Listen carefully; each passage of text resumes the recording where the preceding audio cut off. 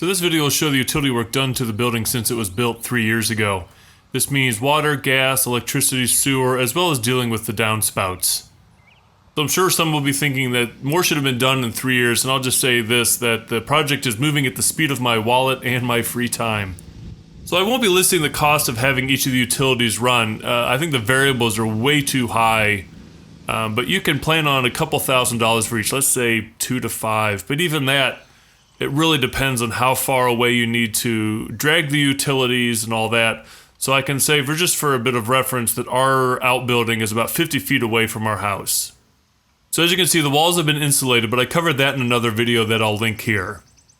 So what do I mean by dealing with the downspouts? So the plan from the get-go was to tie all the downspouts together and run the water out into our backyard, or the runoff. The building came with traditional downspout exits that would dump the water at the foot of the building. But we have a little bit of open land behind the building and a bit of a slope, so we had the 4-corner downspouts run into initially a 4-inch pipe and then later a 6-inch pipe to handle the collected water. I can't remember the discussion I had with the guy doing the work, but he suggested a covered outlet that would empty the water into a bed of rocks. So all that's visible is the access cover to the start of the covered rock bed. I don't know why this was seen as a suitable solution for this building, but I can tell you this is not. So, lesson learned. An open-ended pipe is the only solution to this project. The amount of water collected by the roof, even in a light rain, is enough to overwhelm the system and pop the access cover off the pipe and empty the water through that. The roof is just too big and collects too much water to let it filter through a rock bed. So we'll fix this in the future. About that same time, we had electricity connected to the building. In order to have an electrical panel installed, first we needed to insulate behind where it was going to be placed. When we had done the initial planning with Morton, we had them install 2 pipes into the concrete to allow us to bring power into the building. So one will be used for electrical, and the second will be used for other stuff like dragging out a Cat 5 for some internet. So I rented a scissor lift and with some help insulated the 2 bays in that corner of the building. After that, the electricians were able to do their work. We have a ranch house with an unfinished basement, so the electricians first ran the wires to the basement wall closest to the building. And then there they punched through the wall and buried 2 conduits and the wire, and then connected that to the conduits at the building. Inside the building, they installed a 100-amp panel. So after the power was connected, they hooked up the 2 switches and speed selectors for the roof exhaust fans. There's one in each cupola.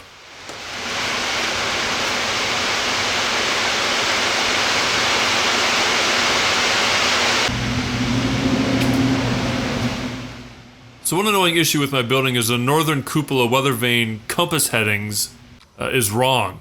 They're loose, so which means that they blow in the wind just as the little wind direction arrow does, so it's rarely right. The one on the southern cupola is perfectly fine, but these are much too high for me to go up there and try to fix that, but honestly, every time I look up I notice it, so it's pretty annoying. In addition to the fans, we finally got power to the main door so we could open and close that with the opener. I believe this opener has the ability to be controlled via the internet and a phone app. We had the people that installed the door come back out to do a little bit of work on it, and the gentleman that was doing the servicing kind of mentioned that. So I'll do more investigating once we have Cat 5 internet cable run out to the building. So this door has your typical control box for opening, closing, or stopping the door.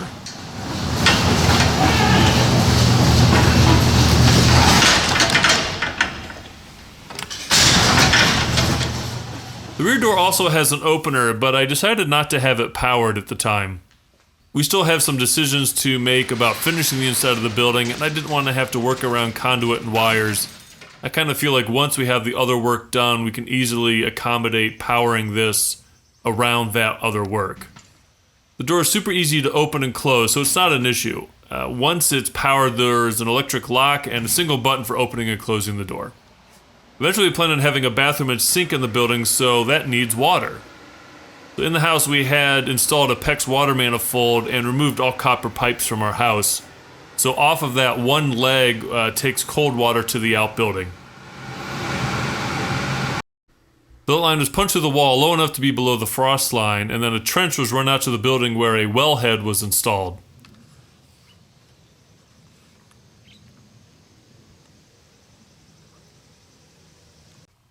There might be other solutions to this, but I like the simplicity of the wellhead and the ease for turning the water supply on or off inside the building.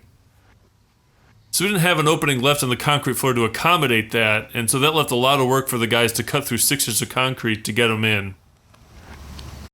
We did have plans initially to have a bathroom, so Morton did leave a space on the flooring where we could eventually bring in the sewer. So we have a septic system that we connected to. The company we hired had to work with the county to get approval to tie into our existing system. If your septic system isn't big enough, a separate septic tank may be required, so thankfully we didn't need that. So outside of the building, there's an access to the pipes entering the building, and then from there we have enough slope to the septic system that we were able to connect to it. So the last utility to run was gas. So we're a while away from needing gas in the building, but I still wanted to get the pipe laid while we were having all this other work done. So for now it's just buried but not connected at either end. So a lot of the behind the scenes work has been completed on the building. It doesn't make the building really any more usable, but big steps have been made to get us there. Now I could forget where a lot of these utilities are, so here's a good tip. Get an aerial shot of your yard with a drone. I don't own one, but a friend does, so I had him come over and just take some straight-on shots of our house and the building. And then I use Photoshop to mark where each of the utilities is located. Preferably you want to do this when the trench work is still visible so it's easy to mark. So if you don't have a drone, you can easily take a screenshot from Google Earth or some other online satellite imaging and use that. The only difference is that it won't show where the trenches are. So that's all the work we've had done to the building in the first 3 years. It's hard to believe that that's all, but again, this is moving at the speed of my wallet and free time. But it's all steps in the right direction. So I hope this helps somebody, and thanks for watching.